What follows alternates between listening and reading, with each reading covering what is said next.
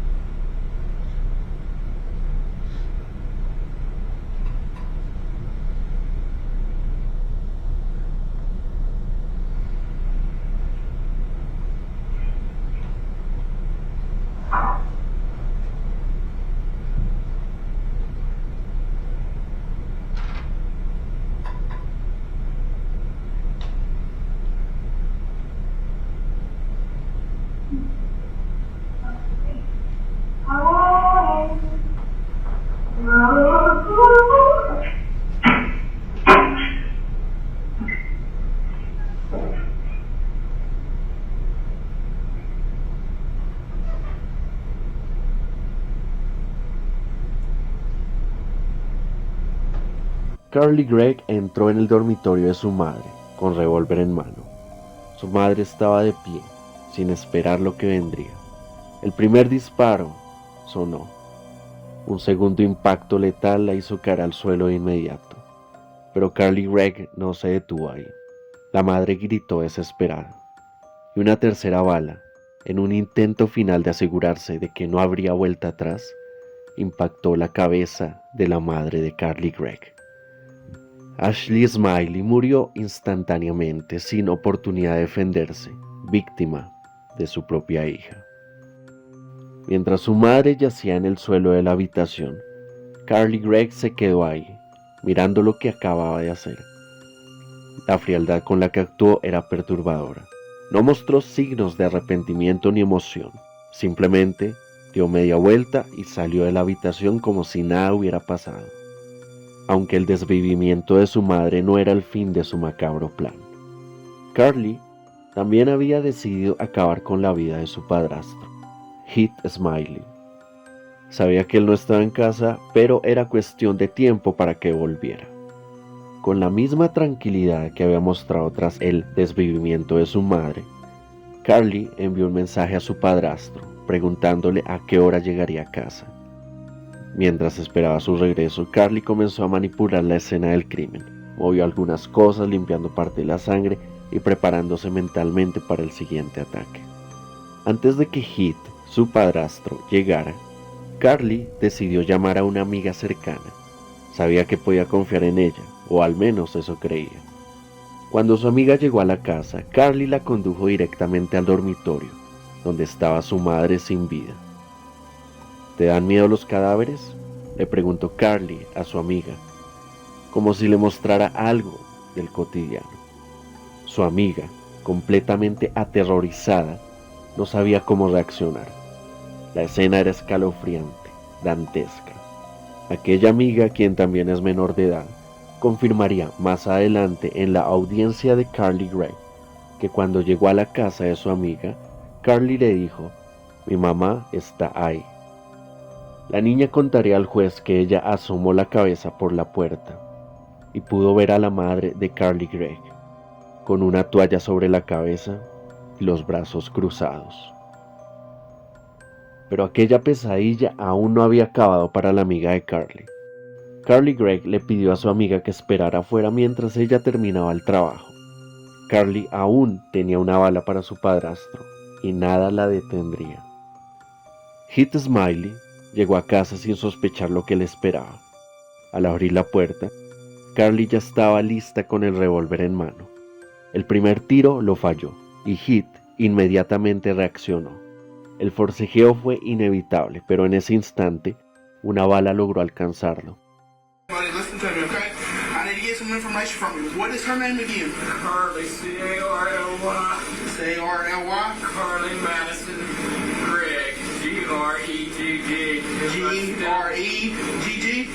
She's my stepdaughter. Alright. Her dad lives in Starkville, and we're having all kind of problems with him. He's Okay. drugs and Alright. stuff. What is your name, sir? Heath Smiley. Heath Smiley? ID. Okay. She's getting back for that. Alright. Hey. A pesar del dolor y la confusión, Heath fue capaz de desarmar a Carly. Fue en ese momento en el que pudo ver con claridad lo que estaba pasando. Su esposa estaba desvivida y su hijastra había intentado desvivirlo a él.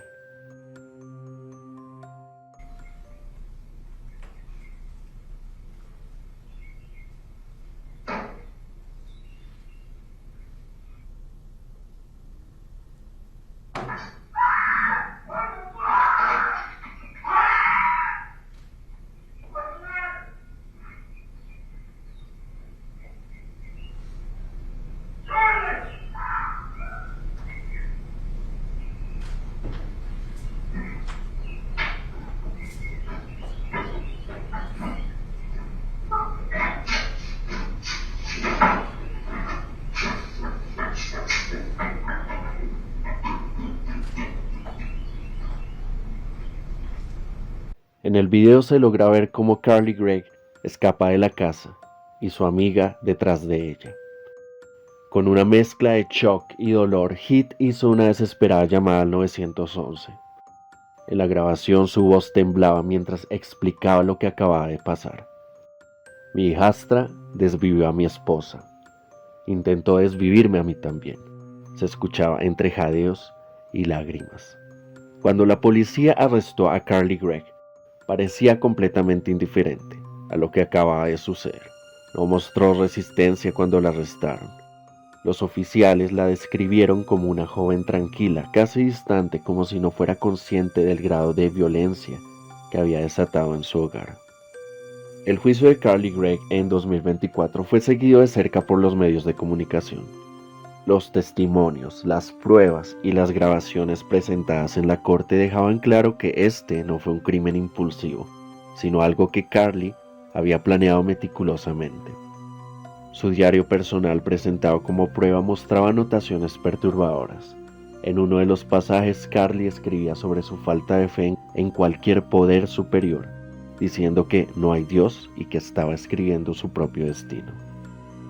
Tras el veredicto de culpabilidad del caso de Carly Madison Gregg, la joven de 15 años acusada de desvivir a su madre e intentar desvivir a su padrastro, entró en una de las fases más delicadas, la sentencia.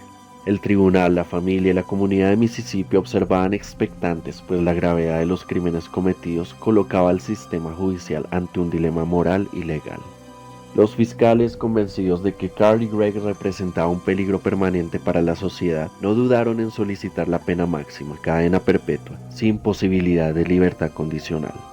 Para ellos, los actos que Gregg había llevado a cabo, sumados a su comportamiento posterior al crimen, reflejaban una frialdad inquietante.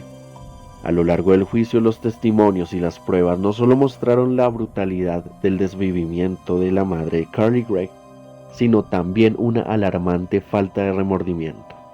Los fiscales argumentaron que Carly, a pesar de ser una menor de edad, demostraba actitudes que la hacían peligrosa y que por lo tanto era necesario apartarla de la sociedad de forma permanente. La parte acusadora presentó una visión cruda de los hechos, insistiendo en que Carly Gregg había planificado el desvivimiento de su madre, Ashley Smiley, con una precisión perturbadora. El hecho de que después del asesinato, Carly Gregg se sentara en la cocina aparentemente tranquila enviando mensajes a su padrastro como si nada hubiera sucedido, solo reforzaba la narrativa de los fiscales. La ausencia de arrepentimiento incluso tras disparar a su madre y luego intentar hacer lo mismo con su padrastro fue uno de los puntos que más resaltaron. Para ellos no había espacio para la duda. Carly Gregg debía pasar el resto de su vida en prisión, sin posibilidad de rehabilitación. Pero la defensa tenía un enfoque completamente diferente. Los abogados de Carly Gregg buscaban una sentencia más compasiva, centrada en las circunstancias personales y mentales de la joven. Insistieron en que Carly no era una criminal nata, sino una adolescente con serios problemas de salud mental, posiblemente derivados de una combinación de factores hereditarios y circunstancias familiares adversas.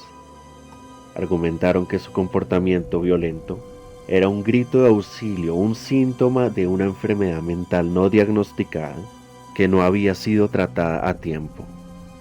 En lugar de una cadena perpetua, la defensa sugirió que el adolescente podría beneficiarse de un tratamiento psiquiátrico intensivo, con la esperanza de que con los cuidados y apoyo adecuado pudiera rehabilitarse y en un futuro reintegrarse a la sociedad.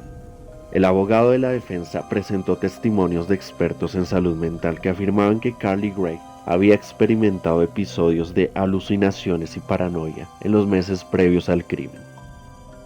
Estos episodios, según la defensa, habrían distorsionado su percepción de la realidad, haciéndola incapaz de comprender plenamente las consecuencias de sus acciones.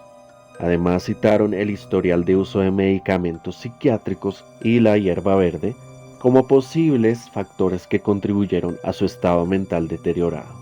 Durante el juicio, los defensores de Carly Gregg también trajeron a colación las complejidades de su vida familiar.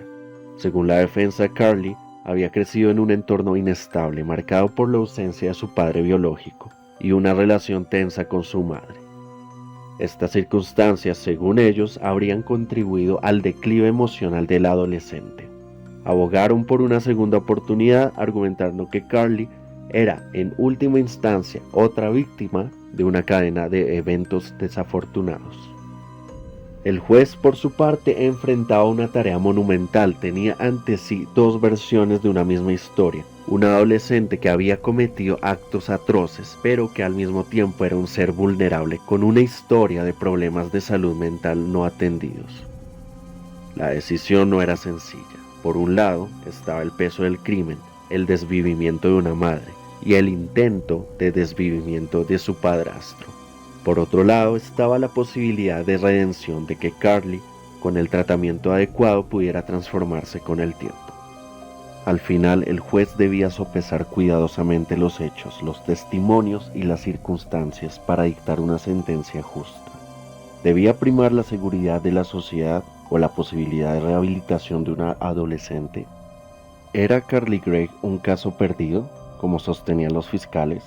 ¿O existía la posibilidad de que con el tiempo y la ayuda adecuada pudiera enmendar su camino?